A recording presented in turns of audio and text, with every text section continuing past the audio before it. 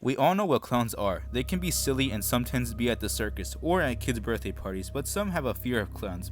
But what if I were to tell you that was a reality, and that this murderer did both? This is a new series on my channel that I'm starting called Murder Case, where we discover and learn about infamous murderers or serial killers. In today's episode, we're going to talk about John Wayne Gacy, also known as Killer Clown.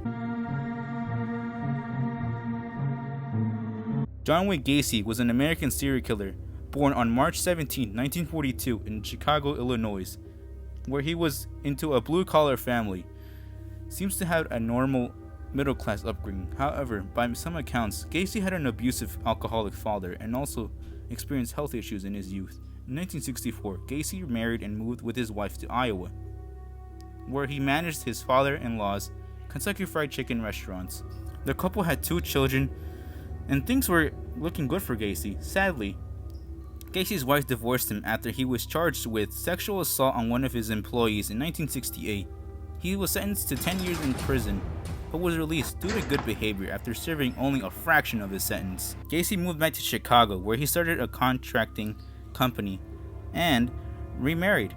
However, the seemingly respectable businessman who became involved in local politics and once had his photograph taken with the First Lady, Rosalind Carter, was leading a double life as a sexual predator. He was committed his first murder in 1972. Gacy's victims, including male prostitutes as well as teenagers who worked for his companies. Typically, he lured his victims back to his home and tricked them into being handcuffed or having a rope tied around their necks. Afterwards, he knocked them out with chloroform and then raped, tortured, and murdered them. As well as he was well known in the community figure who sometimes dressed up as a clown to entertain sick children. Gacy's crimes went undetected. The serial killer came under suspicion in 1978 in the month of December, when authorities investigated the disappearance of Robert Peace, discovered that the team was last seen with Gacy. After learning of Gacy's sex crime convictions in Iowa, police searched his Norwood Park home.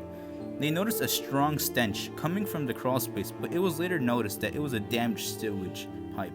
Several items, including a store receipt, were later found in Gacy's home that linked him to Peace, another young man who had been reported missing. After Gacy's confession, investigators recovered 29 corpses buried on his property, as well as 4 more that he dumped nearby the rivers when he ran out of his room at home.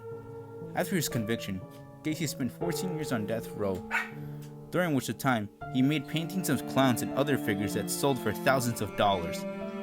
His last meal consisted of 12 fried shrimp, a bucket of KFC chicken, French fries, and a pound of strawberries.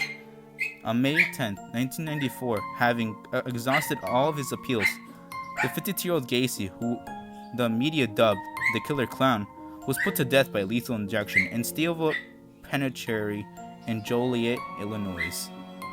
Hope you guys really enjoyed this first video of the new series. If you guys enjoyed this and want to see more of this, comment down below on what other murderers or serial killers you guys want me to talk about, and subscribe to the channel to see more videos like this. Catch you guys in the next video. Peace.